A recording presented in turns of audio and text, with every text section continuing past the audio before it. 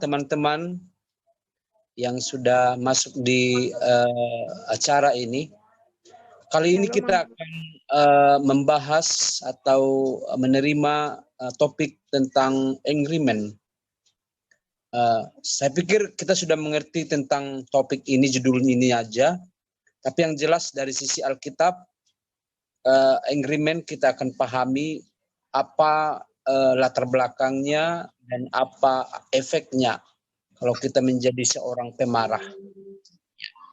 Kita tahu bahwa orang Kristen itu dibesarkan dengan prinsip kasih. Ya. Itu kasih kita semua mengetahuinya. Ya, kita dibesarkan, dididik dan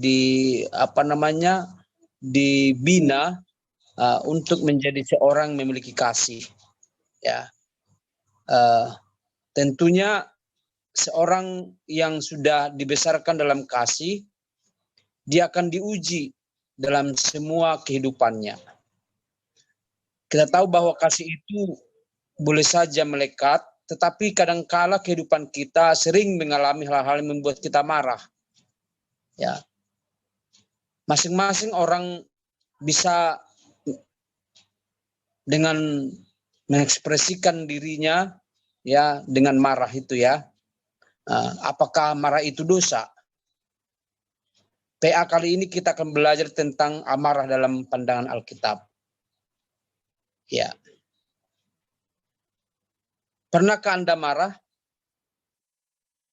Pasti ya. Mengapa Anda marah? Banyak faktornya. Ya. Bagaimana Anda mengekspresikan marah Anda? Ya. Mungkin saja di benak kita dari 3 pertanyaan itu perlu kita analisa dari sisi Alkitab dulu. Kita baca Yakobus 4 ayat 1-6.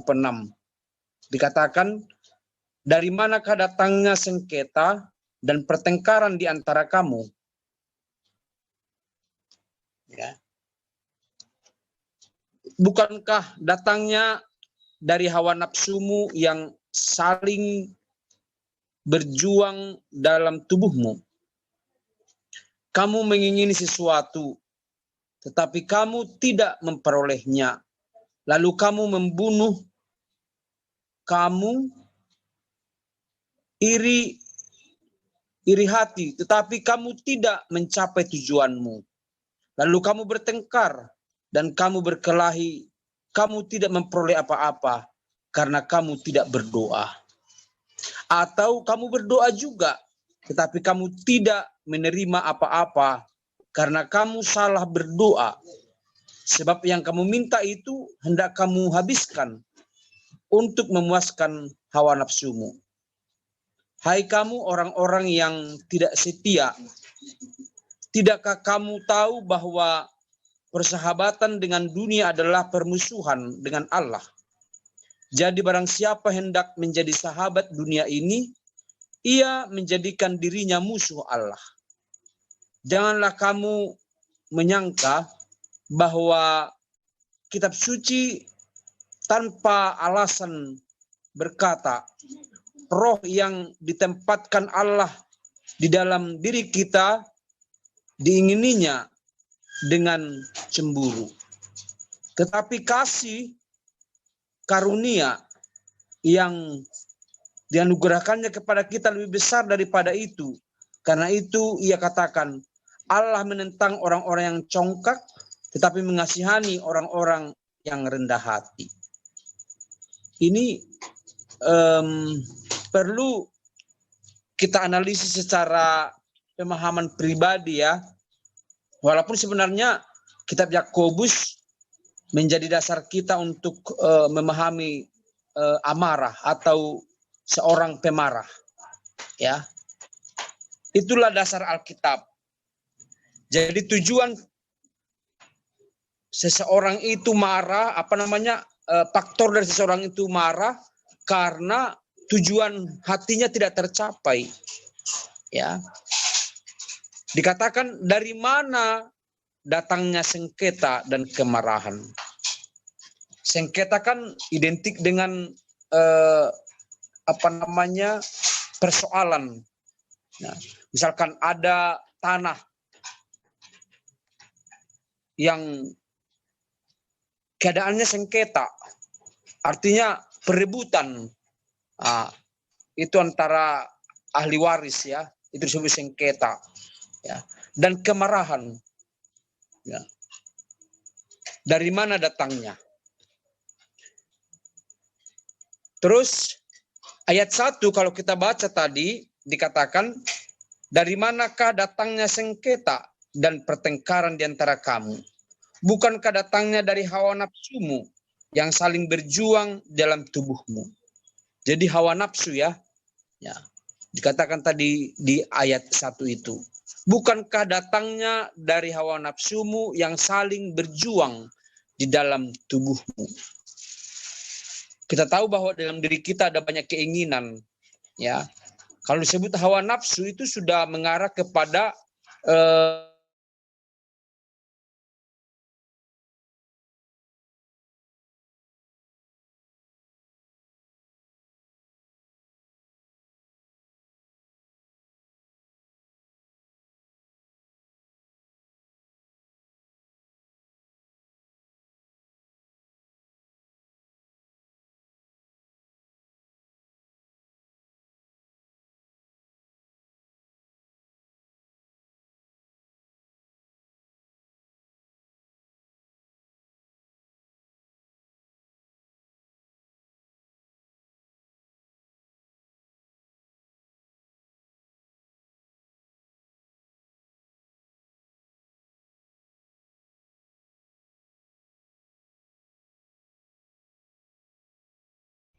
tapi kamu tidak mencapai tujuanmu. Lalu kamu bertengkar dan kamu berkelahi. Kamu tidak memperoleh apa-apa karena kamu tidak berdoa. Jelas ya, hal-hal apa saja yang menghasilkan kemarahan. Gitu. Jadi sesuatu yang tidak tercapai tujuannya. Ya. Kemudian ada iri hati. Katakanlah dia iri kawannya maju. Dia iri temannya dapat kerja. Kawannya wisuda dia belum. Nah, itu sudah masuk kepada ranah hawa nafsu yang menguasainya.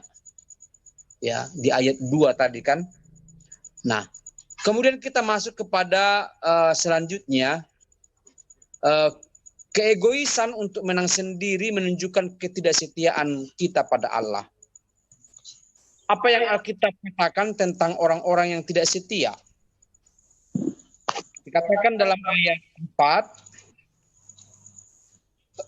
hai kamu orang-orang yang tidak setia, tidakkah kamu tahu bahwa persahabatan dengan dunia adalah permusuhan dengan Allah? Jadi barang siapa hendak menjadi sahabat dunia ini, ia menjadikan dirinya musuh Allah. Apa yang dikatakan Alkitab tentang orang-orang yang tidak setia? Ini Yakobus katakan bahwa prinsip orang Kristen itu adalah kasih. Tapi sering kita terjatuh kepada ketidaksetiaan. Apalagi kesetia kawanan. Ya, organisasi pemuda kan dibangun untuk Marsi Tangyangan, Marsi Rupan, satu lagi apa ya? Masih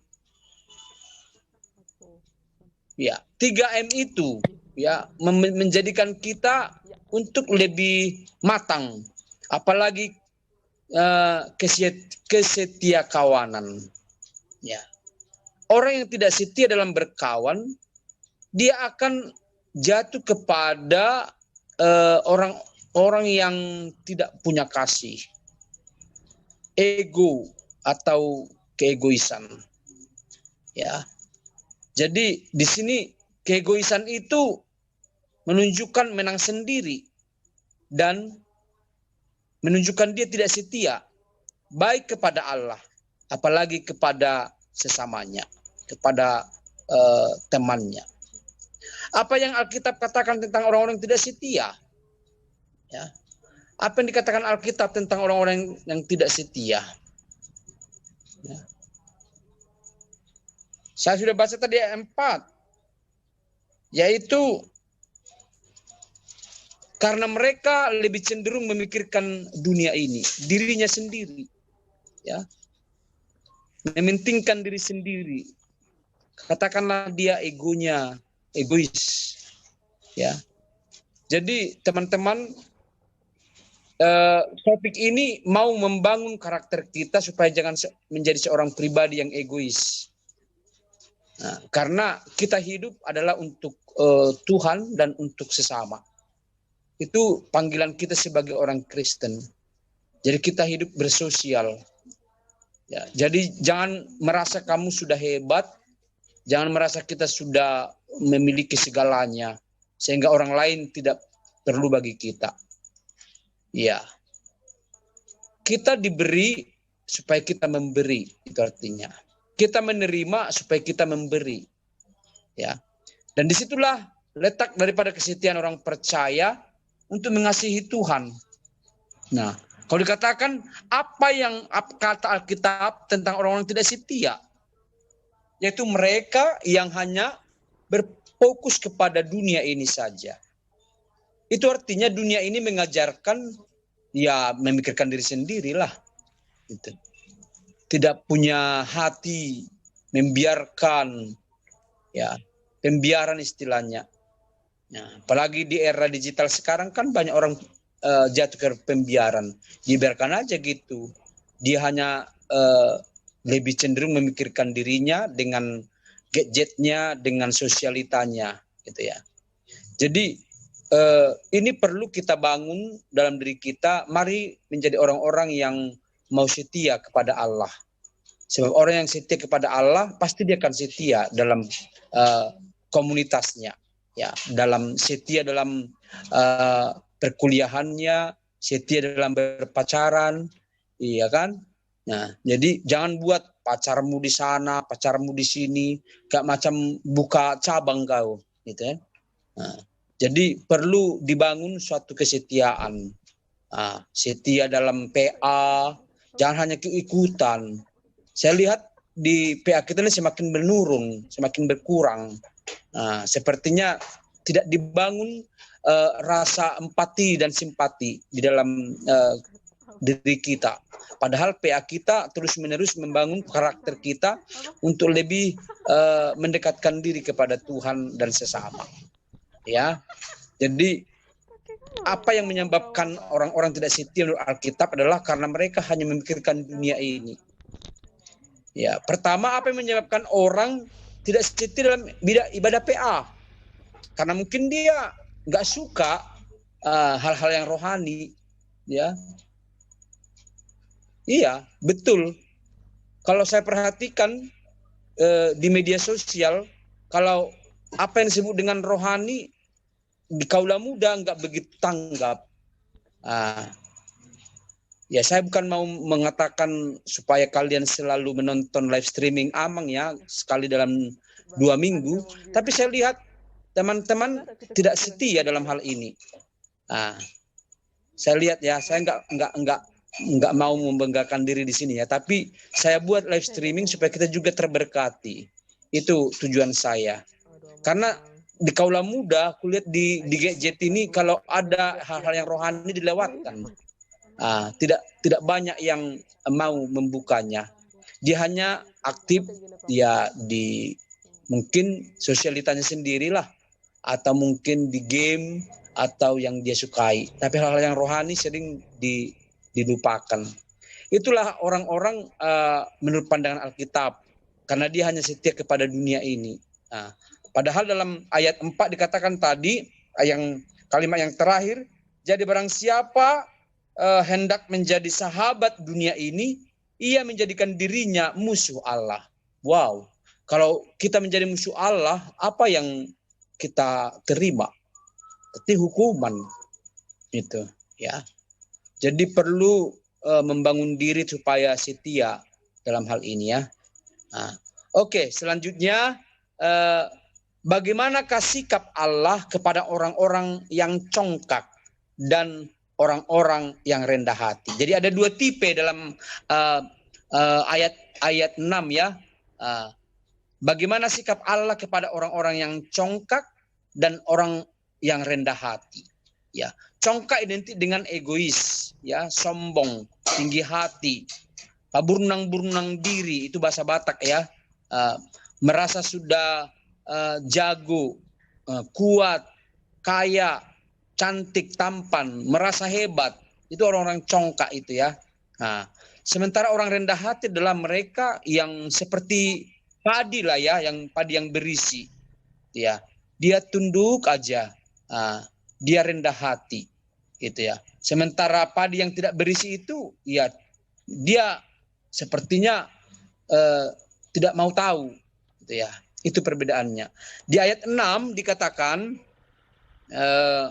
saya bacakan, tetapi kasih karunia yang dianugerahkannya kepada kita lebih besar daripada itu. Karena itu ia katakan, Allah menentang orang yang congkak, tetapi mengasihani orang yang rendah hati. Wah, jelas ya, orang yang congkak itu ditentang Allah, bahkan menjadi musuh Allah. Dan sebaliknya orang yang rendah hati itu dikasihani Allah. Itu mungkin sama dengan kata-kata umum yang pernah kita dengar, orang sabar kasihan Allah, ya.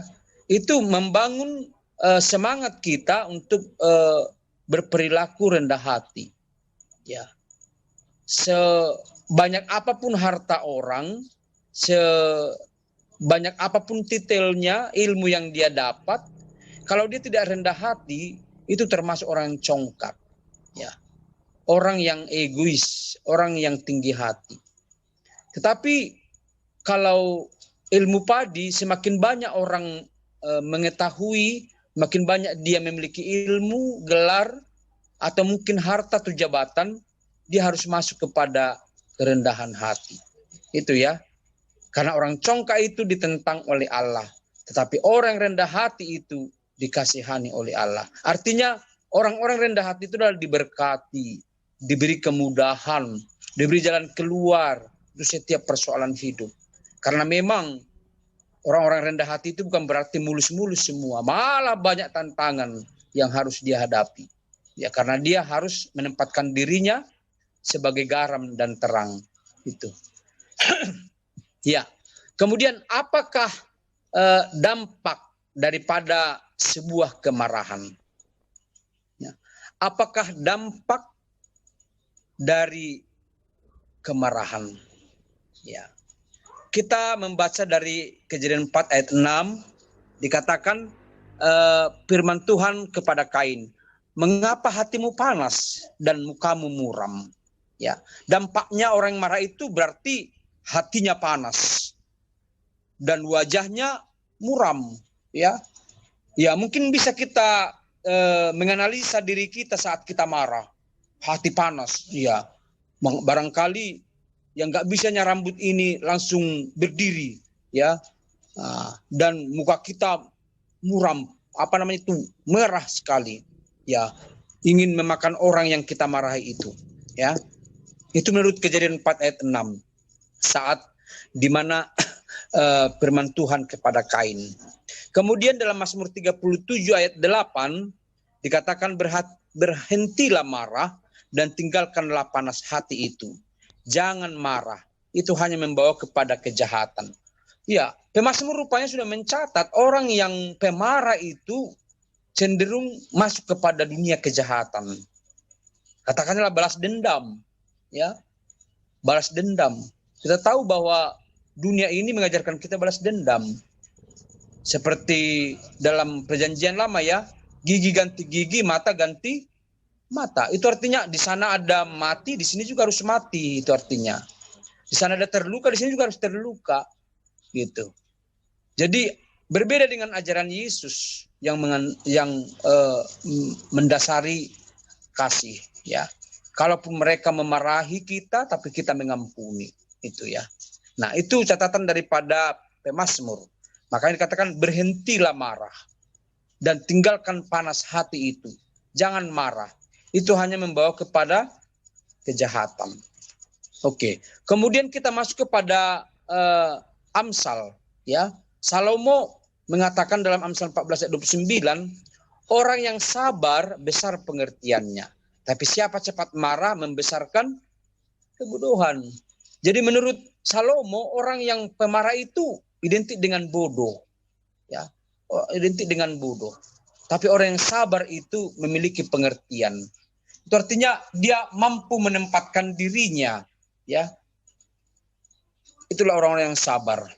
Kemudian Salomo juga mengatakan dalam Amsal 15 ayat 18, dikatakan si pemarah membangkitkan pertengkaran, ya. Tetapi orang yang sabar memadamkan perbantahan. Ya, ada perbedaan ya. Pemarah itu lebih cenderung dengan bertengkar, ya. Kemudian orang yang sabar itu memadamkan perbantahan. Artinya di dalam dunia nyata yang kita hadapi, kita lihatlah sifat-sifat bagaimana seseorang itu, apakah dia orang yang sabar atau apakah dia itu pemarah, ya. Kemudian Salomo juga dalam Amsal 29 ayat 22 mengatakan si pemarah menimbulkan pertengkaran dan orang yang lekas gusar banyak pelanggarannya. Nah, ada lagi kata gusar di sini, ya. Gusar itu artinya orang yang tidak tenang, ya. Ketika ada yang memfitnahnya, langsung dia gusar, langsung gimana lagi tuh, ya. Jadi banyak pelanggarannya. Artinya dia tidak lagi ada etika, tidak lagi situasi yang dia lihat kiri kanannya, ya langsung keluar kata-kata cakap, gimana lah saya bilang ya, keluarlah dari kebun binatang itu semua nama-namanya, gitu ya. Jadi banyak pelanggaran, gitu ya. Jadi perlu memahami diri sendiri kalau kita sedang marah, ya. Kemudian kita pengkhotbah mencatat dalam pengkhotbah 79, janganlah lekas marah dalam hati, karena amarah menetap dalam dada orang bodoh. Ya, sama dengan catatan Salomo tadi, ya. Ya, orang pemarah itu identik dengan orang bodoh. Kemudian dalam Yakobus 1:20, sebab amarah manusia tidak mengerjakan kebenaran di hadapan Allah. Jadi manusia juga dikatakan dalam Yakobus, amarah manusia itu tidak mengerjakan kebenaran di hadapan Allah, ya. Itu ya. Itu pertanyaan apakah dampak dari kemarahan. Jelas ya. Kemudian bagaimana kita mengontrol kemarahan? Ya. Teman-teman semua perlu secara psikologi kita belajar tentang manajemen kemarahan kita, manajemen diri, ya. Ya. Bagaimana kita mengontrol kalau kita sedang marah. Rupanya Raja Salomo sudah mencatat dalam Amsal 14 ayat 29, orang yang sabar besar pengertiannya, tetapi siapa cepat marah membesarkan kebodohan. Ya. Itu berarti kita harus sabar. Itu cara kita pertama mengontrol untuk menghadapi kemarahan. Kemudian Amsal 15 ayat 1, jawaban yang lemah lembut meredakan kegeraman, tapi perkataan yang pedas membangkitkan marah. Itu ya. Jadi kalau mama kita sedang marah atau teman kita sedang marah, ya janganlah dibalas dengan marah lagi, ya. Tapi di sini jawaban dengan lemah lembut lah. Misalkan apa contohnya itu? Dia marah-marah, tapi kita jawab juga dengan marah, ya menjadi tambah pedas lah, ya. Istilahnya bensin disiramkan kepada api, ya semakin terjadilah panas, gitu ya. Kebakaranlah terjadi karena bensin juga panas, api, ya. Jadi api sudah ada, kita siramkan lagi dengan bensin, gitu. Semakin terjadilah kemarahan itu. Ya. Kemudian Salomo juga mencatat dalam Amsal 20 ayat 3, katakan, terhormatlah seseorang jika ia menjauhi perbantahan, Tetapi setiap orang bodoh membiarkan amarahnya meledak. Wow. Jadi kalau kita mampu menjauhi perbantahan atau pertengkaran, maka kita terhormat. Ya. Jadi zaman sekarang tidak lagi ngotot-ngototan, ya, tetapi menunjukkan seseorang itu terhormat, berpendidikan lah. Ini kulihat banyak orang kayak di apa itu ya, di Senayan itu ya, di orang-orang wakil-wakil rakyat, ya, sudah punya titel, sudah punya jabatan, tapi wah, cara ngomongnya pun etika berbicara kurang dan lain sebagainya. Jadi sebagai orang Kristen barangkali kita harus belajar mengontrol kemarahan kita, gitu ya. Oke. Kemudian Salomo juga dalam Amsal 29:11 berkata, orang bebal melampiaskan seluruh amarahnya, tapi orang bijak akhirnya meredakannya. Wow, itu jelas ya. Jadi kalau orang bebal, tahu nggak orang bebal? Mereka yang tidak bisa dinasehati, orang yang tidak mau mendengar nasihat. Orang bebal itu adalah orang yang tidak bisa lagi dikasih pandangan. Hanya ya keras kepala lah istilahnya ini, keras hati lah ini.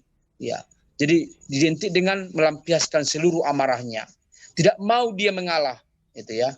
Tapi orang bijak dia meredakannya. Makanya orang yang orang bijak itu dia tahu di mana saatnya dia marah atau menyampaikan kata-kata. Ya. Kemudian Yakobus 1:19 juga berkata, hai saudara-saudara yang kukasihi, ingatlah hal ini, setiap orang hendaklah cepat untuk mendengar, tapi lambat untuk berkata-kata dan juga lambat untuk marah. Nah, ini adalah nasihat yang sangat luar biasa, di mana Yakobus mengingatkan kita, janganlah cepat untuk marah ya, tapi hendaklah cepat untuk mendengar, tapi lambat untuk berkata-kata, juga lambat untuk marah. Jelas ya. Kemudian Efesus 4:26, Paulus katakan, apabila kamu menjadi marah, janganlah kamu berbuat dosa. Janganlah matahari terbenam sebelum padam amarahmu. Wah, jelas ya. Pada ayat terakhir dalam Efesus 20 ayat 4 ayat 26 ini dikatakan, apakah menunjukkan kita tidak boleh marah? Ya. Katakan apabila kamu menjadi marah, berarti kita bisa marah ya. Apabila kamu menjadi marah, ya janganlah kamu berbuat dosa. Nah, artinya kita bisa marah, tapi jangan marah kita itu menjadi dosa. Bahkan dikatakan janganlah matahari terbenam sebelum padam amarahmu. Ya. Sebelum padam amarahmu. Ya, jadi apabila kamu menjadi marah, nanti mungkin ada di tanggapan kalian ya, apa itu apabila kamu menjadi marah, jelaskan ya. Nanti kamu bisa memberi penjelasan lah ya. Di bagian berikutnya, bila orang Kristen boleh marah, seperti apakah marah yang benar? Berarti ada marah yang tidak benar ya, tapi ada marah yang benar. Ya, kita melihat dalam Markus 11 ayat 15-17, ini adalah kisah Yesus yang marah ya, di mana dia sudah memasuki Yerusalem dan di sana ada bait Allah. Di sana dia marah, menjungkir balikan setiap meja-meja penjualan di sana. Dia marah sebab rumah bait Allah dijadikan menjadi sarang penyamun. Ya. Kenapa dia marah?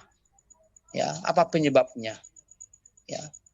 Dalam 1 Samuel 3 ayat 13 dikatakan, kalau kita bisa bandingkan, sebab telah kuberitahukan kepadanya bahwa aku akan menghukum keluarganya untuk selamanya karena dosa yang telah diketahuinya, yakni bahwa anak-anaknya telah menghujat Allah, tapi ia tidak memarahi mereka. Berikan contoh konkret kemarahan yang benar. Nah, ini kita bandingkan dalam Alkitab, sebenarnya para tokoh-tokoh agama itu, para pemuka-pemuka agama atau orang-orang ahli-ahli Taurat pada saat itu di bait Allah, mereka sudah tahu kalau bait Allah itu tidak bisa dijadikan sebagai tempat martiga-tiga, ya. Jadi di situ dasar atau letak marahnya Yesus. Dia menjungkir-balikan semua meja-meja penjualan mereka itu, ya. Itu. Jadi jelas Yesus marah, tapi marah dia adalah untuk mengajar mereka tentang arti bait Allah sesungguhnya.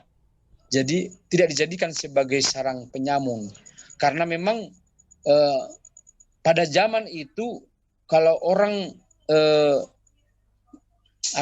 bekerja sebagai jualan gitu kan identik dengan istilah tanda petik ya, namanya etika ekonomi ya. Ekonomi itu pasti ada curangnya, apa timbangannya kah itu, apa yang lain lah itu, kualitas dan lain sebagainya. Dibilang ini manis, mangga ini manis katanya, tapi asam ya, bagus semua katanya, di dalamnya ulat semua gitu ya. Ini bagus baju ini bagus sekali ini katanya, ternyata sekali dipakai sudah robek gitu kan. Harganya mahal dan lain sebagainya. Nah, itulah kalau di dunia perekonomian barangkali makanya kata Yesus sebagai sarang penyamun. Kenapa disebut penyamun? Penyamun kan artinya ya menoko-nokoin, mencuri dan lain sebagainya.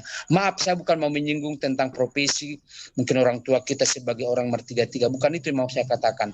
Tapi Yesus mau meletakkan rumah ibadah itu difungsikan dengan jelas, jangan menjadi tempat jualan, itu maksud dia.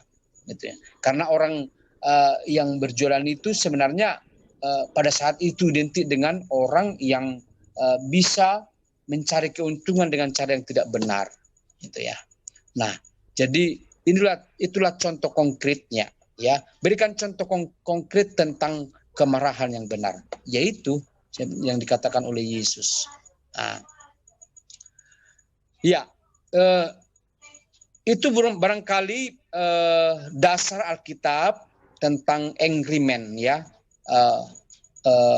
pribadi yang pemarah, ya, pribadi yang pemarah. Nah, kalau di terakhir ini dikatakan apa saja yang Anda pelajari pada PA kita kali ini.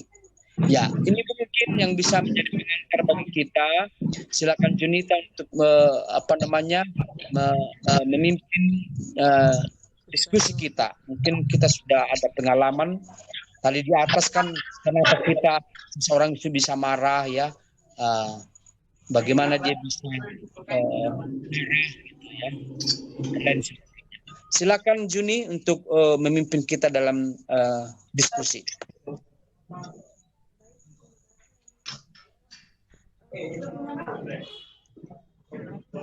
Sesuai dengan tema kita yang sudah diterangkan Amang ini menyangkut renungannya, ada nggak dari kita yang mau menanggapi mengenai 3 pertanyaan tadi kan Amang? Iya. Bagaimana seseorang bisa marah, bagaimana ekspresi seseorang ketika mengekspresikan kemarahannya, gitu. Iya. Lagi apa tadi? Iya. Apakah dia memecah-mecahkan barang gitu kan? Ekspresinya gimana itu ya? Coba. Jun. Riana gimana? Junita. Ya. Junita. Oh iya, Bang Saya Jun. Gini kan Jun. Saya bertanya dulu gini Jun. Kan waktu kemarin ada satu mau bertanya satu dicampakkan gara-gara berkelahi lamang satu. Yang kedua marah-marah dia sama saya.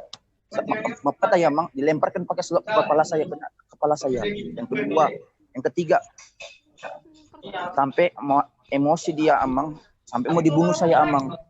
Ketiga, yang keempat, yang terakhir sampai dia kayak emosian tapi kayak bawa kayak marah kayak api membara lah Mang, tapi nggak mau kontrol emosinya Mang. Gimana solusinya itu Mang? Saya bertanya itu aja Mang.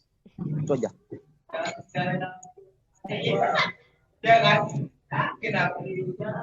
Kasih atas pertanyaannya Bang Heri. Ya. Ada Amang, bagaimana Amang tanggapannya? Tadi kan mengontrol amarah ya, Iya, tentang Mang. tadi kan kita sudah bahas ya Iya, Mang. bagaimana kita mengontrol amarah. Ya, pertama kita kan masuk kepada jiwa yang besar hati lah gitu ya, sabar lah. Iya, Mang. Karena Alkitab tadi sudah katakan orang yang sabar itu besar pengertian. Kita mengerti aja mungkin begitu sifatnya. Ya kedua, saya pikir sebagai orang Kristen kita harus masuk kepada doa ya. Nah, itu senjata kita yang utama dan yang paling kuat adalah doa. Kita doakan dia supaya dia menjadi pribadi yang bisa bertobat ya. Segala sesuatu bisa dengan doa itu suatu saat dia akan dibangun menjadi pribadi yang tidak suka marah lagi. Ya. Kalaupun mungkin kita dimarahin, dilempar dan lain sebagainya. Ya pertama, kalau kita sebagai orang berpendidikan ya, orang yang memiliki hubungan yang bagus dengan Tuhan, nggak usah dilawan, gitu ya. Itu artinya ya, karena memang Yesus juga mengajarkan kita kan, ya janganlah membalas kejahatan dengan kejahatan ya. Ya memang sih tidak mudah melakukan itu ya, tidak mudah. Tapi paling tidak prinsip ini ada bagi kita ya. Di benak kita, kita mengingat Tuhan, kita mengingat Yesus. Dia malah mengampuni orang, dia mau rela mati untuk mengampuni orang begitu. Tapi bukan berarti kita menjadi masuk kepada sikap mati konyol ya, jangan. Tapi kita bijaksana lah, seperti dikatakan oleh Amsal tadi ya. Kita harus menjawab dengan lemah lembut ya, Amsal 15 ayat 1. Jawab lemah lembut, meredakan kegeraman ya, meredakan marah gitu ya. Ya udah, kenapa sih Mak kok marah-marah gitu kan. Nah, jadi kalau mama kita marah, kita lawan lagi marah. Mama ini, saya bilang lagi kan, ya kan bala marahnya sama kita. Iya, Atau mungkin kita harus diam 1000 bahasa. Namanya kita sebagai seorang anak kan, ya kita diamlah. Hak mama kita yang memarahi kita. Nah, nggak mungkin kita memarahi mama kita kan. Sebenarnya pun kita marahi. Misalkan orang tua kita sudah salah, nggak mungkin kita marahi. Ya paling tidak kita buatlah kalimat yang lembut gitu ya. Kalimat yang bisa menyadarkan orang tua kita. Misalkan orang tua kita pemabuk ya, atau saudara kita suka-suka marah gitu ya. Ya janganlah kita marahin mereka. Ya kita dekatilah, saatnya mungkin kita bisa berbicara. Jangan pas pada saat dia marah kita nasihati, jangan. Kita cari waktu yang tepat gitu ya. Artinya saat kita sedang ya ngobrol-ngobrol lah di ruang tamu, atau mungkin kita ajak dia mungkin makan bareng gitu ya, baru kita sampaikan gitu ya. Begitu mungkin yang disebut dengan Amsal 15 ayat 1 ya, jawaban yang lemah lembut meredakan ya. Udah ya. Ada satu tambahan lagi Amang sedikit. Gini Amang, sampai kemarin itu udah lama Amang sampai mau dicekek itu Amang. Kayak mana itu Amang? Sampai saya mau keluarkan pakai siku ini Amang, tapi enggak pala kali Amang, sampai mau dicekek sampai mati lah Amang. Sampai menjerit Amang. Ya, kau lawan lah. Enggak mungkin kau dicekek gitu. Ya kau lepaskan lah. Gitu. Udah saya lepaskan Amang, sampai pakai siku udah gini-gini kan Amang. Tapi dia badannya besar kali Amang, makanya mau saya lepaskan. Ya udahlah, serahkan aja sama Tuhan. Mau main kendak mau Tuhan cabut. Kalau bisa kayak gitu udah Tuhan gitu Abang, udah besar aku kepada Tuhan Amang gitu Amang. Bah, itu namanya mati konyol. Oh iya Amang. Itu namanya mati konyol. Kalau kita sudah dicekek gitu kan, ya kita berontak lah. Kita lawan lah dalam arti kita menyelamatkan diri. Itu artinya orang harus ada pembelaan diri lah. Nah, tapi hanya dalam kata-kata dan lain sebagainya, ya kita masih bisa atasi dengan jawaban yang lemah lembut gitu dong. Tapi kalau dia sudah mengenai kita, mencekik kita, ya sudah nggak benar lagi lah itu. Itu sudah pembunuhan namanya itu. Iya Mang. Makasih ya Mang ya. Yo. Oke, terima kasih Bang Herbert. Oke, bagi kawan-kawan yang lainnya, mana tahu ada yang ingin menanggapi dari pertanyaan kita tadi, bolehlah dijawab, atau mungkin ingin memberi kesaksian diri gitu, memberi kesaksian tentang mana tahu ada pengalamannya gitu kan, misalnya berbagi sama kita semua yang ada di sini gitu.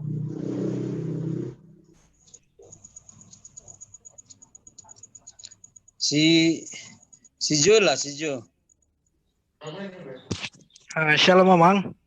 Shalom. Mungkin sedikit ya Amang. Yang pertama-tama, manusia kan tidak lepas dan tidak luput dari namanya kesalahan Amang. Ya mungkin yang namanya marah dan emosi itu sudah menjadi hal yang wajar dan manusiawi dalam diri kita masing-masing. Jadi pertanyaannya Amang, bagaimana bentuk kemarahan yang mungkin ya mungkin secara rohanian itu masih wajar gitu Amang, dan mungkin masih bisa dimaafkan oleh Tuhan gitu. Kemarahan yang seperti apa Amang? Karena kita manusiawi nggak pernah marah gitu. Jadi sebagai manusia bagaimana cara kita marah yang baik gitu Amang? Misalkan gini, anak kan harusnya kan nggak bisa marah sama orang tuanya. Tapi oleh karena berlebihan orang tua kita ini sudah jauh dari apa yang kita mungkin lihat, ya kita memarahi orang tua bukan berarti kita berdosa, bukan. Ya, tapi kita memberi nasihat lah dalam arti kata dengan pribadi seorang anak yang mengasihi orang tuanya. Nah, tadi dikatakan kan dalam Efesus 4:26, apabila kamu menjadi marah, itu artinya sifat manusiawi kita kan pasti marah. Tapi dikatakan oleh Paulus, apabila menjadi marah, jangan berbuat dosa. Itu ya. Artinya gini, kamu marah kepada seseorang, kamu katakanlah yang dari kebun binatang itu semua. Itu kan udah jatuh kepada suatu mengklaim dia menjadi seorang B2 atau B1 gitu ya. Nah, perkataanmu itu kan bagian dari doa, nanti dia menjadi seperti itulah gitu kan. Gitu. Jadi mungkin itu yang dikatakan oleh Paulus dalam Efesus 4:26, jangan berbuat dosa gitu. Ya. Kan semakin menimbulkan amarah itu. Kita katakan sama seseorang, maaf, B2 kau, gitu kan? Anjing kau, gitu-gitu kan? Gitu. Dan lain sebagainya. Gitu. Jadi disinilah letak kita untuk melatih diri. Boleh saja marah, tapi jangan sampai mengucapkan itu. Gitu. Ya. Jadi berdosa itu artinya jatuh kepada situasi yang membuat dia tidak bisa mengampuni, gitu.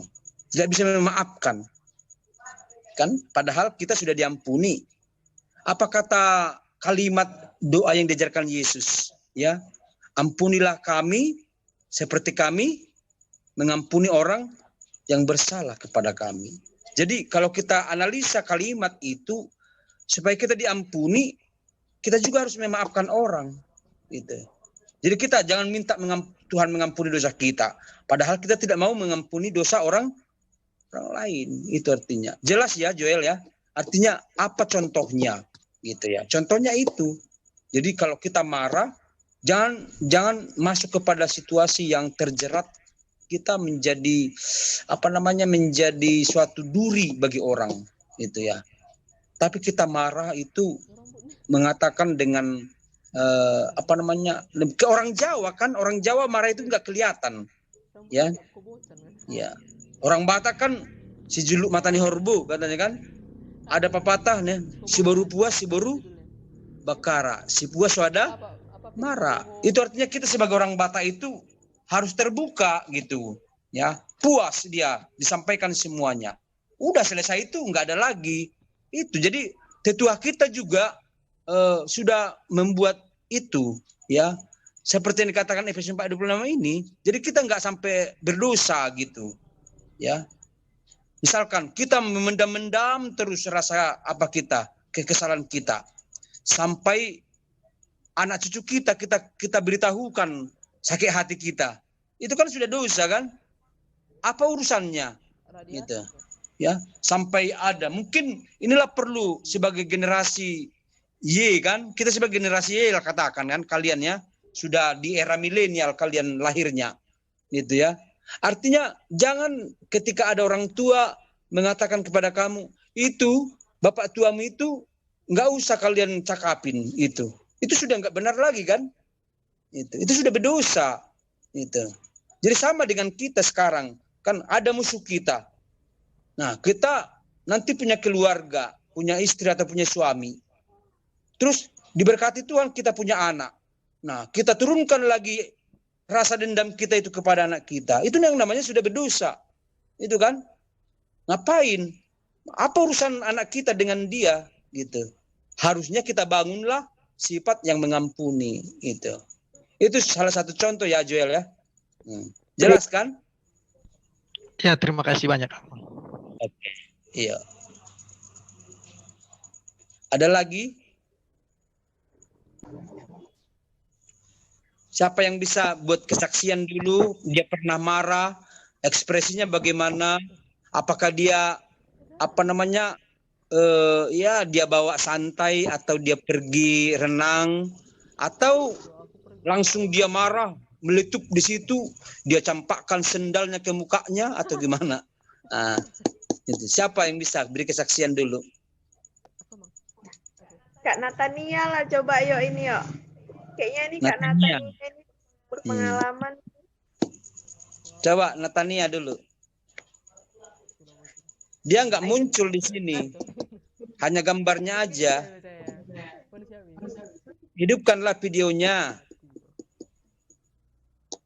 Tadi kan sudah dibilang kalau bisa videonya dihidupkan, suaranya dimatikan saat dia mendengar. Tapi kalau berbicara dihidupkanlah. Mana Tania? Coba mungkin Siriana.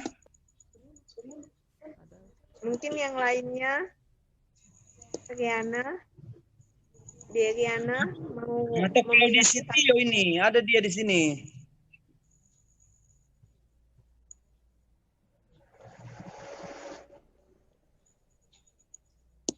Atau Kak Amel ngejawab pertanyaan dari Amang tadi pun boleh, nggak harus kesaksian. Itu kan bisa berbagi pengalaman. Monggo Kak.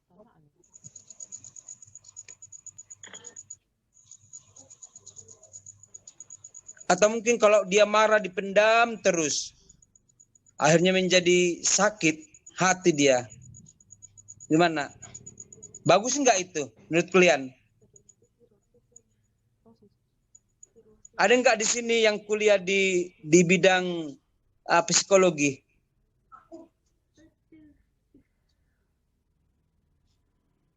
Ada yang jurusan psikologi di sini nggak?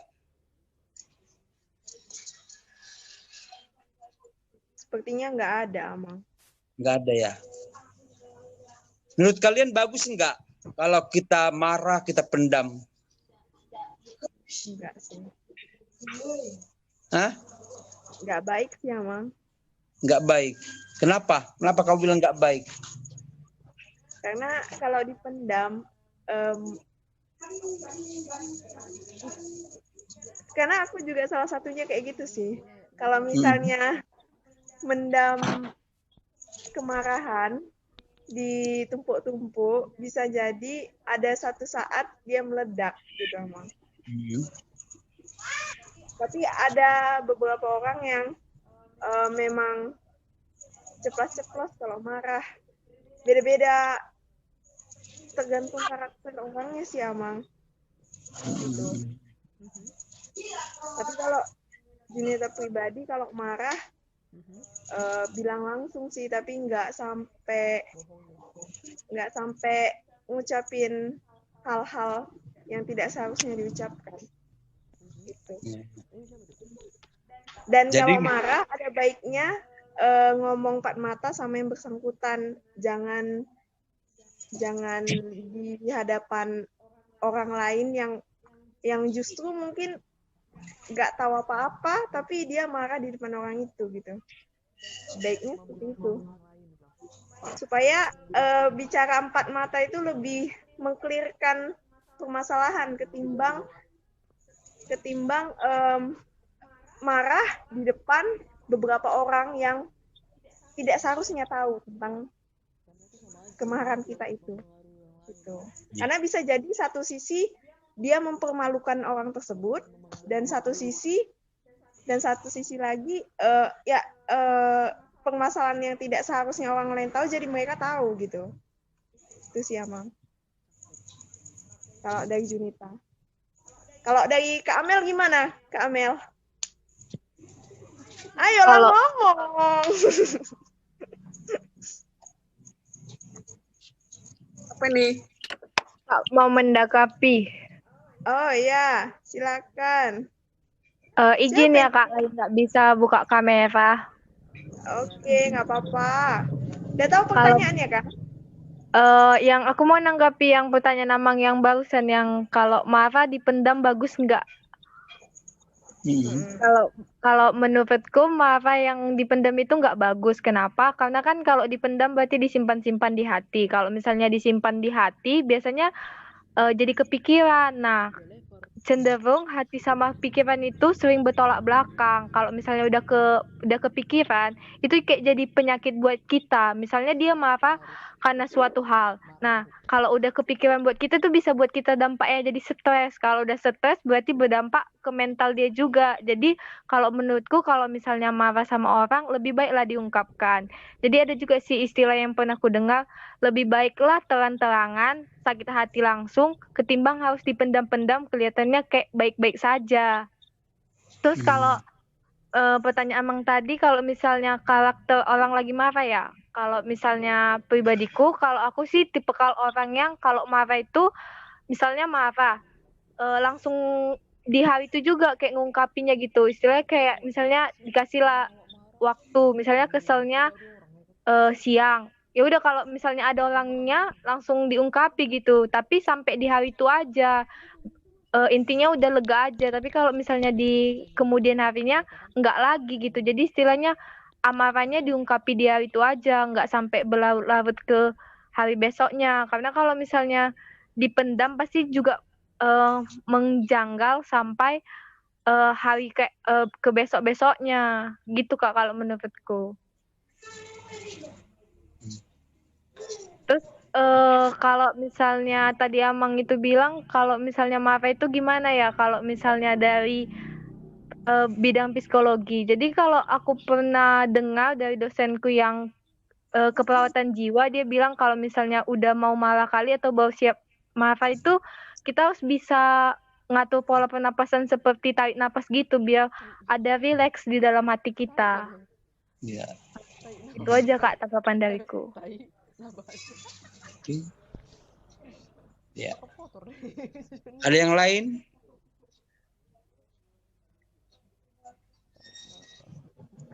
Ayo Kak Amel yang tadi dilanjutin Kak, yuk.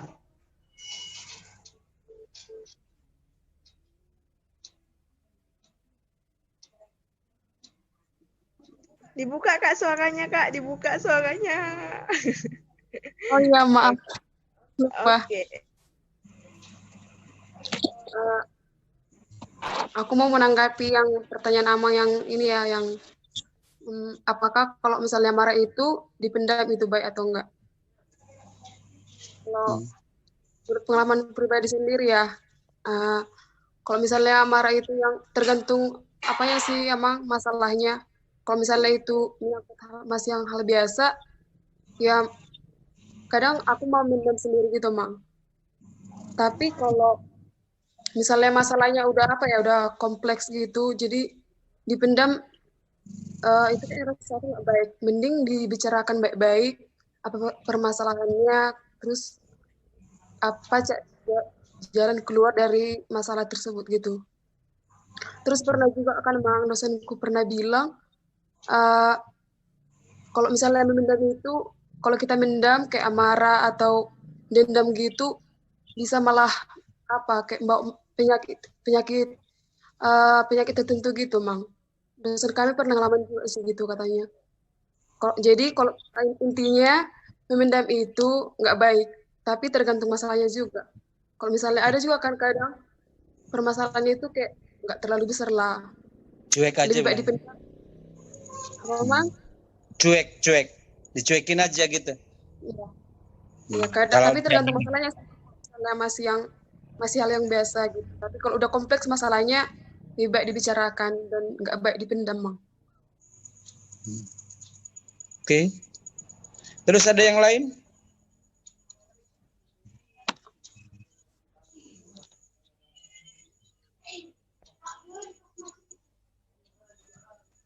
Kalau Kak Amel marah, kayak mana Kak Amel? Sampai buang-buang sesuatu nggak? Enggak sih. Tergantung sih. Enggak. Tergantung. Tapi yang ya tergantung, kalau misalnya hal biasa malah mau juga kayak jadi bawa candaan. Tapi kalau udah hal serius, pernah juga sih sampai kayak marah-marah gitu. Itu dia tadinya dipendamkan, jadi kayak beban juga sama diri sendiri. Jadi dibicarakan gitu. Berarti dipendam lama-lama bisa jadi meledak ya Kak, itu ya? Bisa. Terus penyakit juga katanya bisa sih, pernah dosen kami bilang ngomong gitu. Kayak apa ya? Lupa sih. Pokoknya adalah penyakit dalamnya kalau misalnya kita menyimpan amarah itu terlalu lama gitu. Nggak baik buat kesehatan. Iya. Oke. Ada yang lain?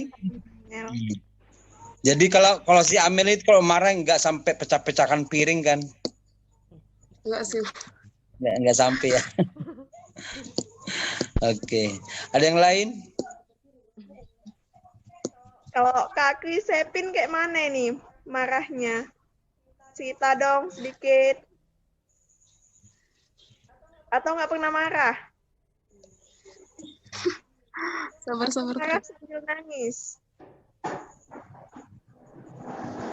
Ceritalah.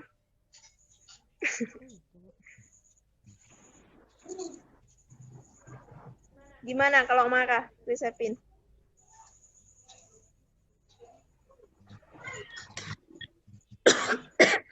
Nggak pernah marah, Kak. Nggak pernah marah. Nggak pernah marah.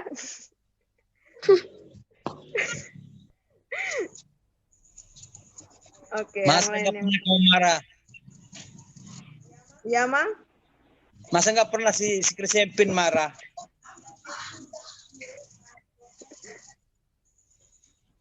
Ayo, Kak. Ayo. Nggak pernah, Mang. Ketawain aja, Mang. Ketawain ya. Ketawain aja. Bisa ya. Oh, ini nih. Yang galak ini. Yang katanya galak nih. Kak Claudia kayak mana kalau marah, Kak?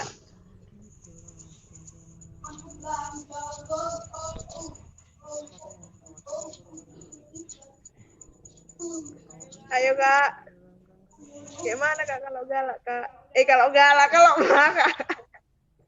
Kalau orang Palembang bilang orang galak itu orang marah gitu, galak banget nih.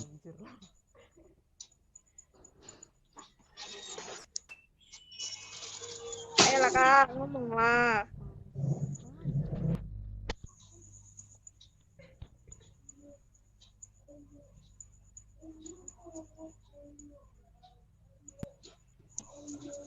Kayaknya topi ini menarik nggak sama kalian?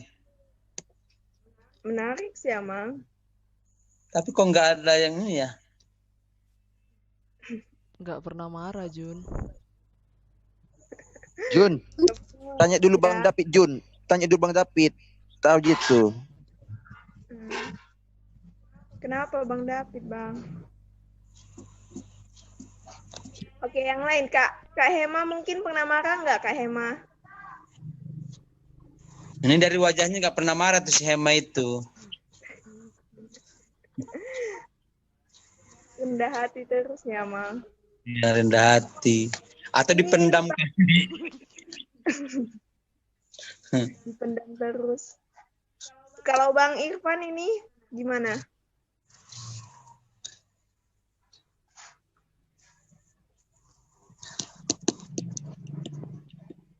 Halo, Bang Irfan gimana kalau marah gimana?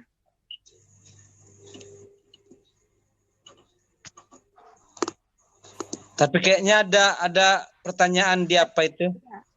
Ada chat ini ya, Mang. Saya mau dari Kak Kak Stefani, saya mau bertanya, Amang, gimana yang dikatakan marah tapi nggak berdosa? Mungkin ini pertanyaannya sama seperti pertanyaan Bang Joel tadi, Amang. Iya. Atau nggak tahu apa dia sudah dengar tadi ya. Marah tapi nggak berdosa. Kita bisa marah tetapi jangan menjadikan diri kita menjadi berdosa gitu ya. Misalkan kita sebutlah nama-nama yang di kebun binatang kan. Berarti baru gabung dia si Pani. Baru gabung. Ya. Memang topik kita malam ini pribadi pemarah ya. Dari sisi Alkitab, marah itu adalah identik dengan orang bodoh. Ya, marah itu identik dengan orang yang congkak, orang yang egois, tinggi hati. Tapi kebalikan dari marah itu adalah orang sabar, yang disebut dengan orang-orang bijaksana menurut Amsal. Bahkan Yesus sendiri juga mengatakan supaya kita jangan berdosa saat kita marah. Artinya, mari kita bangun pribadi kita untuk berjiwa besar, memiliki hati yang luas, dan menempatkan kata-kata kita jangan sampai berdosa gitu. Misalkan sampai kepada nenek moyangnya gitu kan, gitu. Pribadi kita dengan pribadi dia yang memiliki masalah, ya kan? Misalnya A dan B, ya. Tapi jadi sampai ke C, ke F, gitu ya, ke D, sampai ke Z. Ya kan, dia sampai kepada mamanya, kepada orang tuanya, kepada opungnya semua, jadi sampai itu menjadi berdosa kita. Kalau kita dengan seseorang marah ya dengan seseorang itulah, jangan sampai kepada nenek moyangnya kita campuri gitu. Itu berdosa kita. Ya. Kemudian marah itu juga jangan sampai matahari terbenam. Itu artinya jangan sampai berlarut-larut. Itu. Kalau tidak bisa diselesaikan hari ini, paling tidak malam itu kita sudah masuk kepada situasi doa dan memohon relax itu ya, seperti yang dikatakan oleh si Junita tadi ya. Junita itu siapa tadi ya yang bilang itu? Kita harus tarik napas dalam-dalam, gitu ya. Mungkin sudah memuncak marah kita itu ya, sudah sampai ke ubun-ubun, gitu. Jadi kalau itu dipendamkan itu menjadi stres, menjadi stroke jadinya, kan itu banyakkan orang yang stroke itu kan yang nggak bisa menahan emosinya, gitu ya. Dia menjadi lepas gitu, sarafnya menjadi terputus, akhirnya stroke lah dia. Nah, jadi memang bagaimana supaya jangan berdosa? Ya, marilah masuk ke dalam situasi doa, ya, mengingat Yesus yang sudah mengampuni, ya. Memang sih tidak mudah, tidak akan mudah. Tapi bagaimana disitulah kita dilatih tentang hubungan kita dengan Tuhan secara pribadi. Nah, kalau si Chris Hepin diketahuin aja kata dia ya. Itu bisa saja ya ekspresi dia ya, kalau dalam keadaan marah ekspresinya udah diketahuin aja gitu. Karena kalau kita lawan ya malah menjadi tambah masalah ya, itu menurut dia mungkin. Nah, tapi ada orang yang sampai nggak bisa dia pergi ke ke tepi pantai atau ke hutan yang nggak ada orang. Di sana berteriak sekeras-kerasnya.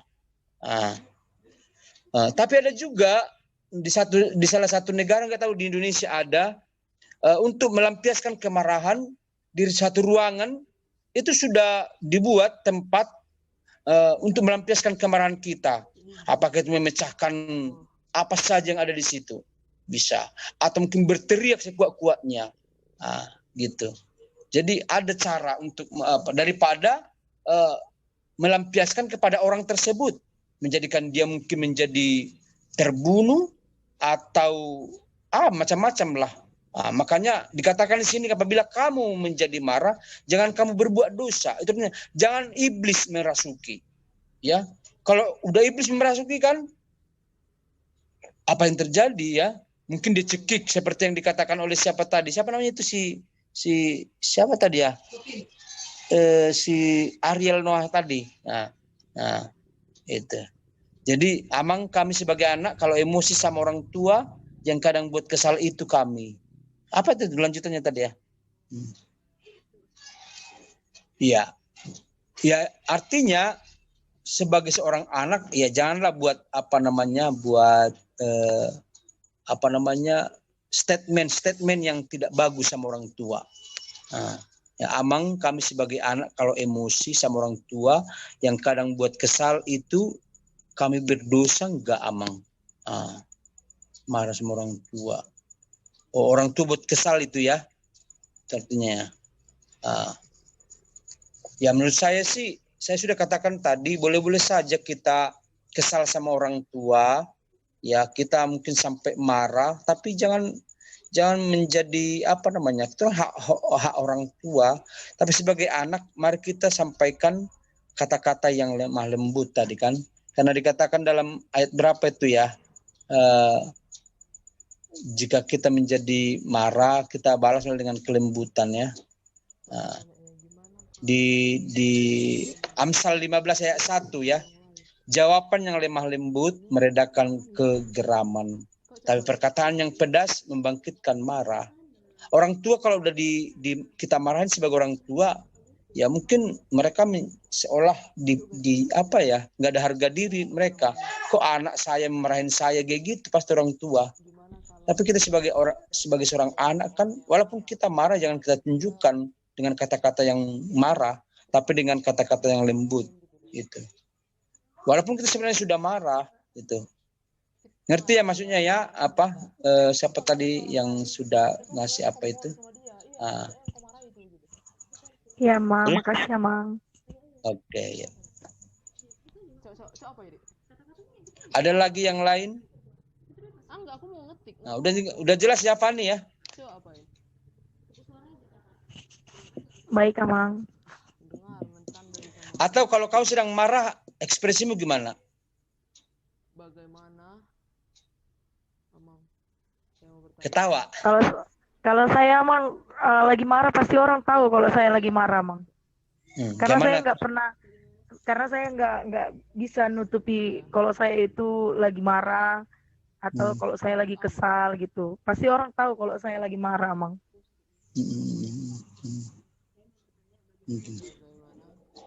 Gimana ekspresimu kalau marah? Ya kayak mana ya Amang ekspresi orang marah? Dan sebaliknya juga Amang, kalau saya bahagia pasti orang tahu saya bahagia karena memang saya orangnya nggak pernah bisa menutupi, istilahnya nggak bisa bermuka dua gitu lah Amang. Apa yang saya rasakan pasti orang tahu gitu.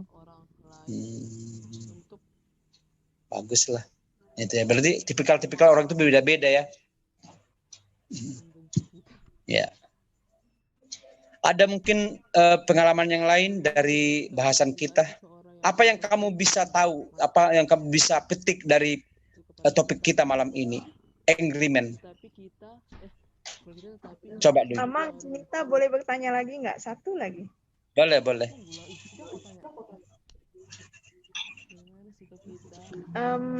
Gini Amang, kan di Alkitab ada tertulis, janganlah kamu marah sampai matahari terbenam, kurang lebih gitu. Nah, jadi gimana, apa tanggapan Amang kalau misalkan ada seseorang atau bahkan diri kita pribadi yang seperti itu terhadap orang lain gitu? Apakah kita meminta maaf kepada yang buat kita marah itu, atau kita minta maaf aja ke Tuhan gitu? Itu Amang. Gimana tanggapan Amang? Beberapa cara kita sih mungkin berbeda-beda ya. Ada yang saya katakan tadi, dia harus bersujud dulu minta ampun sama Tuhan ya, berdoa dan memohon petunjuk supaya masalahnya boleh diselesaikan dengan cara Tuhan sendiri ya. Walaupun sebenarnya kita seperti orang cengeng di situ ya, tapi paling tidak sebagai orang yang hubungannya bagus dengan Tuhan, pasti dia akan selalu mengadu kepada Tuhan. Karena kalau kita mengadu kepada manusia, ya, kalaulah tempat mengadu kita itu bisa menjamin rahasia privasi kita, ya, ini malah dia membangkitkan amarah kita juga, ya. Misalkan saya sedang kesal dengan seseorang, saya mengadu kepada kawan saya, terus dia malah menjadi membuat saya terbakar lagi untuk dendam. Itu kan nggak betul, gitu ya. Jadi sebagai seorang sahabat barangkali dia harus mengarahkan kita supaya jangan balas dendam, gitu ya. Nah, jadi kalau bisa jangan sampai matahari terbenam, itu artinya jangan sampai iblis merasuki. Ya, karena istilahnya kalau malam itu kan identik dengan gelap. Ya. Ngerti maksud saya? Nah, jangan sampai matahari terbenam. Itu artinya kalau matahari terbenam kan sudah gelap. Itu. Jangan sampai kasih tidak ada lagi, gitu maksudnya. Karena kasih itu adalah cahaya kan. Kasih itu sifatnya terang. Kasih itu sifatnya mengampuni, ya. Jangan sampai kalau kita marah, jangan sampai tidak ada lagi kasih, tidak ada lagi mau mengampuni, tidak mau berdamai, tidak ada lagi mau untuk memaafkan atau minta maaf, gitu ya. Nah, itu artinya itu, ya. Boleh-boleh saja mungkin beberapa hari tenang dulu, gitu ya. Ya, jadi artinya firman Tuhan mengingatkan kita jangan sampai iblis berkuasa atas hati kita, atas pikiran kita. Itu artinya. Tapi biarlah cahaya Tuhan, ya, biarlah kasih Tuhan memimpin kita, sehingga kalaupun mungkin marah kita sudah sampai ke ubun-ubun, tapi kita bisa meredam itu dengan cara tarik napas, berdoa kepada Tuhan, mohon ampun, ya, karena semua manusia seperti yang dikatakan Joel tadi kan bisa marah, itu kan sudah alamiah, itu ya. Tapi bagaimana kita supaya jangan berdosa? Itu makanya kita bisa ambil sikap berdoa di bawah salib Yesus, kita minta ampun. Mungkin di posisi benar, tapi kita harus minta ampun kepada Tuhan supaya Dia yang membuka jalan keluar dalam setiap perkara itu, ya. Sama seperti dikatakan Paulus dalam Filipi 4 ayat 13 itu, ya. Segala perkara dapat kutanggung di dalam Dia yang memberi kekuatan kepadaku. Ya, gitu ya. Jadi segala perkara itu kan bisa marah, bisa dalam kepahitan, bisa dalam tindakan yang difitnah dan lain sebagainya. Ya, kita tanggunglah itu, ya, dapat kutanggung dalam Dia, dalam Tuhan memberi kekuatan, gitu ya. Itu maksudnya. Jadi jangan kita di situ bersenjatakan Allah, gitu ya. Nah, kita di situ memakai firman, mengalami itu. Karena setiap detik kita dicobai, ya, setiap saat kita diperhadapkan kepada sikap supaya kita lebih dekat dengan Tuhan. Tapi iblis nggak suka kita dekat dengan Tuhan. Iblis kita lebih suka supaya kita balas dendam. Iblis lebih suka kita supaya tidak mau memaafkan, tidak mau mengampuni, atau tidak mau meminta maaf. Iblis tidak suka itu. Tapi kalau Tuhan, udah, kau minta maaf. Kalau memang kau yang salah, pasti ada gerakan-gerakan gitu dalam pribadi anak-anaknya, gitu. Ya, itu yang saya lihat dari ayat-ayat yang sudah kita bacakan hari ini. Apalagi dalam kitab Efesus tadi, ya. Apabila kamu menjadi marah, janganlah kamu berbuat dosa. Janganlah matahari terbenam sebelum padam amarahmu, ya. Janganlah sampai tidak ada kasih sebelum padam amarahmu itu. Jangan istilah orang Batak sampai bertemu di tanah merah. Nah, itu artinya sudah meninggal. Itu mana ada lagi pertemuan kan? Di masa hidupnya kita bisa saling memaafkan, gitu ya. Karena semua kita tidak ada yang sempurna. Hanya Tuhan yang memiliki kesempurnaan. Tapi kita mencoba untuk minta ampun kepada Tuhan. Gitu. Terus ada lagi tadi kayaknya pertanyaan lagi tuh Juni. Iya, dulu apa itu? Ini Junita baca ya, Mang. Amang, Ya, saya mau bertanya dari Kak Claudia Hutasoid. Bagaimana sikap kita jika ada seseorang yang marah dan benci ke kita, tapi juga mempengaruhi orang lain untuk ikut marah dan membenci kita. Terima kasih, Amang. Kira-kira Amang paham nggak? Saya paham dengan pertanyaan itu. Ada orang yang marah, yang benci kita, terus ikut juga orang lain, gitu kan? Itu artinya beruntun kan, banyak yang mengajak orang lain untuk memarahi kita. Nah, disitulah mungkin sifat-sifat yang harus kita bangun. Janganlah seperti itu. Kalau kita marah dengan seseorang, benci dengan seseorang, jangan kita ajak orang lain membenci kita. Nah, gitu ya, membenci dia gitu ya. Seperti yang ditanya oleh si Joel tadi, saya berikan contoh. Orang tua yang punya masalah dengan masa lalunya, tapi dia turunkan kepada anaknya. Menurut kalian bagus enggak itu? Itu misalnya. Nah, jadi kita yang punya masalah dengan dia, tapi dia mengajak temannya membenci kita. Kan itu menjadi tidak bagus gitu. Nah, jadi perlu kita bangun pribadi, kalau kita punya masalah, ya mari kita berperkara dengan Tuhan, supaya Tuhan menyelesaikan. Jangan ajak orang untuk membenci dia. Boleh-boleh saja kita sampaikan marah kita kepada orang lain, curhatlah istilahnya kan. Nah, curhat. Misalkan kalian curhat ke saya, kamu kesal dengan seseorang.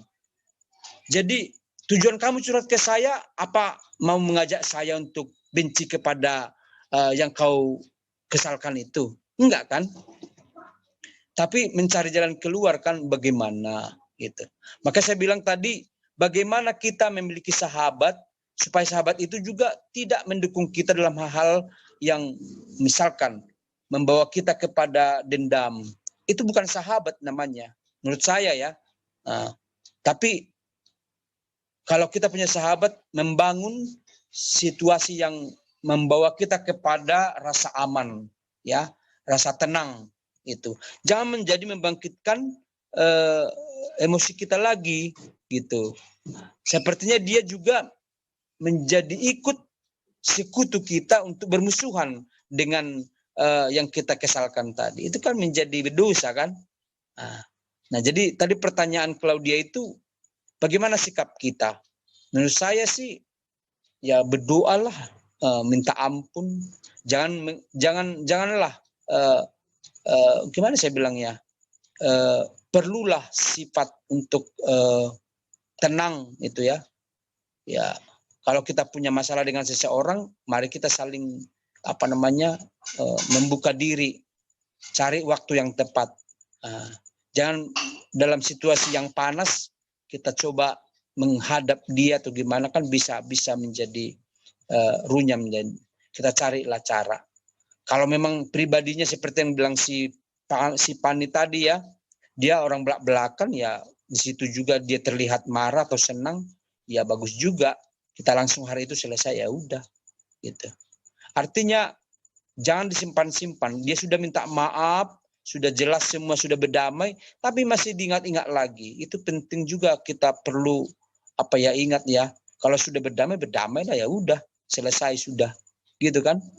Seperti zaman kita anak-anak, kan sebentar kita berantem, terus sebentar lagi udah berpelukan. Itu ya, film apa itu ya? Film apa dulu itu ya? Film apa namanya itu? Berpelukan gitu. Nah, apa itu? Film apa itu? Boneka-boneka itu loh. Nah, jadi istilahnya, mari kita Teletubbies, Amang. Teletubbies, ya benar, Teletubbies itu ya. Teletubbies gitu ya. Itu kan mengingatkan kita akan dibawa santai lah istilahnya gitu ya. Jangan dibawa ke pikiran. Karena apalagi kalian masih muda sebenarnya, ya wajar-wajar saja, mungkin masih ringan ya. Tapi bagi orang tua, kalau sudah marah itu sudah sampai ke saraf gitu ya. Kalau sampai ke saraf, ya itu bahaya. Bisa di stroke ringan, stroke berat, dan lain sebagainya. Itu bahaya. Makanya tadi pertanyaan si Panik, misalkan orang tua yang bikin kesal kita gitu ya. Bagaimana? Apa kita marahi orang tua itu? Wah, kalau kita marahi orang tua kita sendiri, apa harga dirinya di hadapan kita? Malah dipikirkan itu nantinya. Dia tiba-tiba menjadi stroke. Terus siapa yang rugi? Coba. Gitu. Jadi lebih bagus kita cari kata-kata yang lembut, ya supaya orang tua itu supaya sadar lah gitu. Ya. Alkitab kan mengajarkan kita hidup dalam kasih, gitu. Jadi itu tergantung kepada bagaimana komunikasi kita, hubungan kita dengan Tuhan dibangun secara bagus lah. Jangan hanya temporer gitu, harus terus dibangun. Walaupun mungkin dia tidak harus membaca Alkitab setiap hari, tapi paling tidak dia sudah merenungkan setiap firman-firman Tuhan yang dia dengar gitu. Ya, jadi ada hati yang luas lah gitu. Ya. Seluas kasih Tuhan, seluas samudra katanya, sedalam lautan. Nah, demikianlah kita memiliki dibangun pribadi seperti itulah. Nah, walaupun itu saya katakan tidak mudah, ya. Tapi orang-orang yang dibangun komunikasinya dengan Tuhan, dia pasti dengan jiwa yang tenang dapat mengatasinya. Sama seperti pertanyaan Claudia tadi. Kalau kita dibenci seseorang, terus seseorang itu mengajak temannya membenci kita, bagaimana sikap kita? Ya toh itu sama dengan sekutunya, ya kita hadapi aja dengan tenang. Itu terserah mau mereka bilang apa, kalau kita di posisi benar, ya anjing menggonggong kapilah berlalu gitu ya. Paling tidak ya kita dalam sikap mengampuni lah. Ya kalau mereka terus mengatakan kita jelek dan lain sebagainya, itu urusannya dengan Tuhan lah. Nah, pribadinya mungkin seperti itu.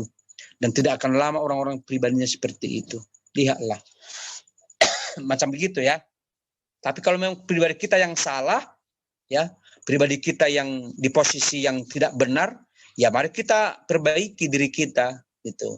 Jangan merasa diri kita benar gitu ya.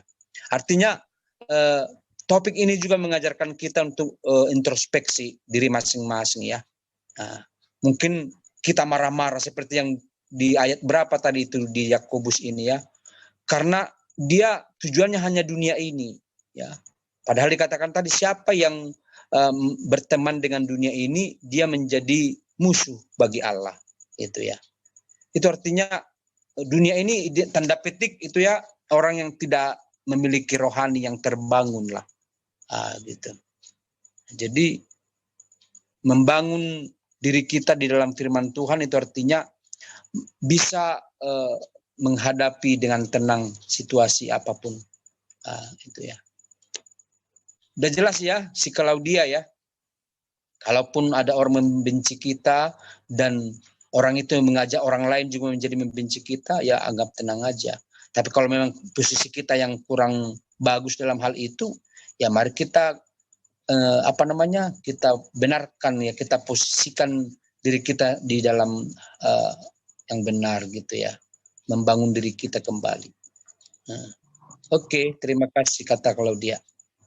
Jadi, ada yang lain mungkin? Amang, aku mau nanya lagi ya, Mang. Jadi tadi kan Amang bilang, ini masih sehubungan dengan pertanyaannya Kak Claudia sih. Tadi kan Amang bilang kalau misalkan seseorang itu membenci kita, gitu kan? Dan orang itu dipengaruhi oleh orang lain untuk tambah benci sama kita. Jadi sikap kita yang dibenci ini, Amang, gimana? Apakah kita sepatutnya marah juga atau terpancing juga atau bagaimana, Amang? Kalau misalnya kita nggak seharusnya digitukan ya, Amang, karena kita nggak buat salah ini, gitu, Amang. Respon Amang bagaimana? Itu seperti saya katakan tadi, beda-beda tipikal orang menghadapi persoalannya kan. Ya, kalau kita di posisi yang benar, apa sih yang kita takutkan, gitu ya? Paling tidak dia mungkin mengajak satu kampung pun membenci kita, itu sudah mungkin sifatnya. Tapi kita harus memposisikan diri di dalam kebenaran. Kita katakan yang sebenarnya. Kenapa dia membenci kita? Tapi kalau kita di posisi memang kurang tepat menurut mereka, ya kita robah gitu kan, apa yang tidak benar itu ya. Saya pikir demikian. Artinya bisa-bisa karena dia sudah dikuasai oleh rasa benci. Namanya benci. Kan sifat benci kan dunia ini. Kalau sifat kerajaan kan mengampuni. Kerajaan Allah kan mengampuni. dunia ini membenci. Itu sama seperti saat Yesus kan, tadinya mereka diberi makan 5.000 ya dengan gratis, sisanya 12 keranjang. Itu ya, untung orang Batak nggak ada di sana. Gitu. Kalau ada orang Batak di sana mana sisa itu, gitu kan?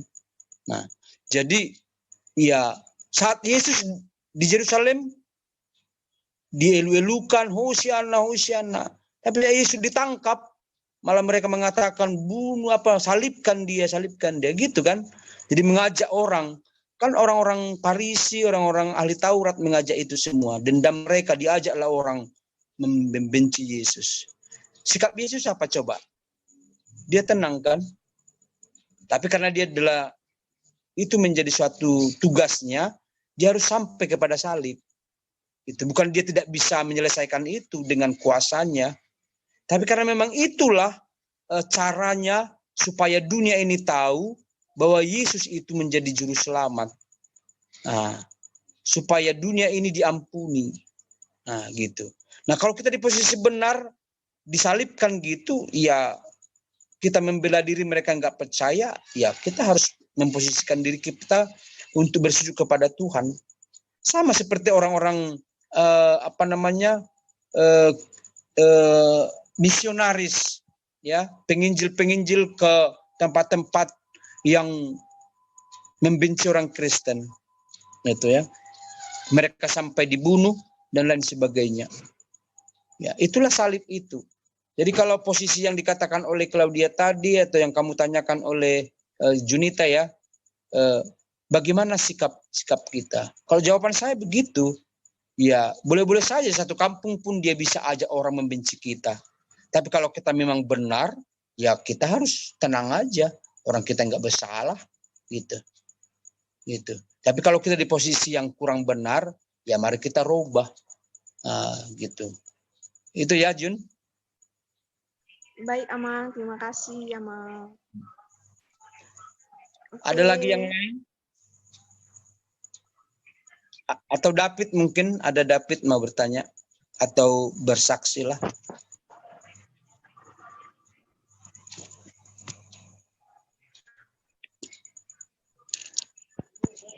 Mungkin nggak ada lagi, Amang. Ini pertanyaan terakhir menurut sama kalian ya, mungkin ada yang menjawab atau mungkin perenungan. Menurut kalian topik ini ya, pribadi pemarah ya, kita sudah menganalisa dari sisi Alkitab, dari pengalaman kita, dari sisi psikologinya, dari sisi kesehatannya. Orang yang marah-marah itu kan cepat marah itu cepat tua kan, itu istilahnya kan. Tapi orang sabar dikasih Allah itu ya. Tadi Chris Hepin bilang diketawain aja. Itu artinya ya bisa, tipikal orang beda-beda ya. Apalagi si Pani bertanya Imam. Ya lagi saya. Apa itu, baca dulu coba. Apa itu? Oke, Amang, sebentar. Sekali lagi. Bagaimana jikalau seorang pemimpin yang gampang marah, Amang? Kan seharusnya pemimpin itu memiliki jiwa yang besar dan tidak mudah emosi atau marah-marah. Ya, oke. Ya, gimana ya? Saya juga pernah pemimpin ya. Saya juga tapi disitulah mungkin pribadi seorang pemimpin itu harus menguasai bidangnya ya, bidangnya masing-masing. Kan ada istilah itu manajemen konflik itu ya. Kan marah-marah itu nggak menyelesaikan masalah. Jadi seorang pemimpin yang baik itu bukan marah penyelesaiannya, tapi bagaimana dia bisa mengambil alih masalah itu dengan cara yang baik ya. Ya, karena seorang pemimpin itu juga punya tanggung jawab untuk menyelamatkan perusahaannya atau organisasi yang dipimpinnya gitu. Tapi kalau dia cenderung tidak memiliki hati untuk menyelesaikan, ya pastilah dia marah-marah, memakai kuasanya ya untuk menjadikan bawahannya menjadi takut sama dia gitu. Padahal kepemimpinan menurut Alkitab tidak seperti itu. Bukan takut, tetapi saling mengasihi, saling membangun. Gitu. Jadi kepemimpinan yang diajarkan Alkitab kan bagaimana menjadi pribadi yang membawa kebahagiaan bagi bawahannya, ya, bagi partnernya, gitu. Jadi bukan mengandalkan kekuasaan kita. Nah, kita lihatlah orang-orang mengandalkan kekuasaan itu tidak lama.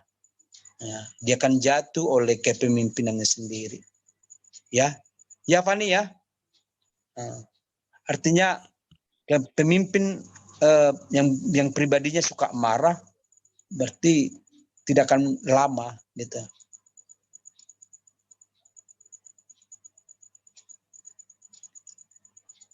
Udah jelas ya?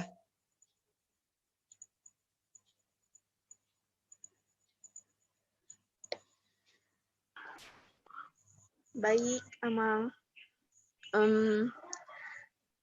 Apakah masih ada yang ingin bertanya? Terima kasih, Amang. Semoga kami yang mendengar ini mengurangi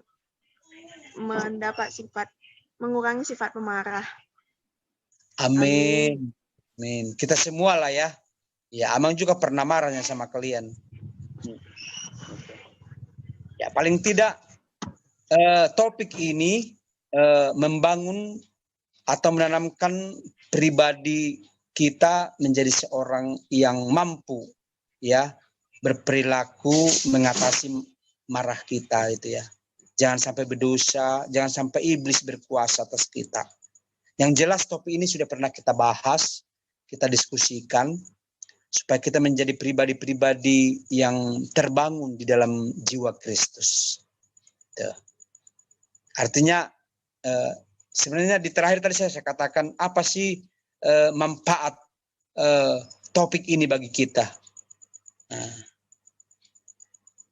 coba menurut kamu Pani apa? Tadi agak telat ya, Mang, maaf. Karena ada kegiatan tadi, Mang. Ya, walaupun setengah kamu sudah dengarkan, menurut kamu manfaat topik ini bagi kamu apa? Manfaatnya itu ya kita menjadi tahu bagaimana solusi yang akan kita lakukan saat kita marah, bahkan udah sampai emosional kita itu memuncak, yaitu dengan cara meredamnya dengan cara yang seperti dibilang teman-teman kita tadi, sebagian menarik nafas dan juga berdoa, mengadu kepada Tuhan apa yang menyebabkan kita itu menjadi marah. Mang. Ya, tadi di sini ada Tulus lah, ada Tulus. Menurut kamu Tulus, apa yang kamu ambil dari topik ini? Coba dulu.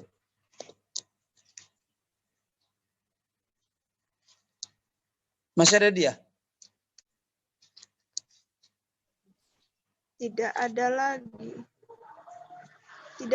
Tidak ada lagi, Amang. Oh, sudah keluar dia. Iya. Si Hema? Coba Hema. Mana wajahmu Hema?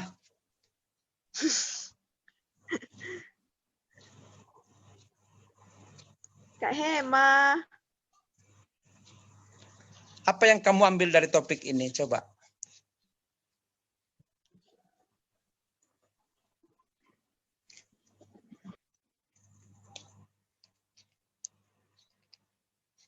Si Rabeto?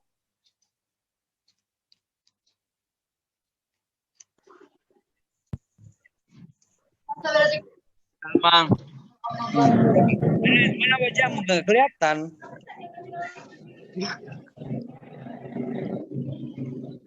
Bang David mau ngomong? Mungkin dia nggak tahu. Dulu dia mau aku orang diri. Bang David, tolong mau ngomong atau bagaimana ini? Itu ada belajar biasa ada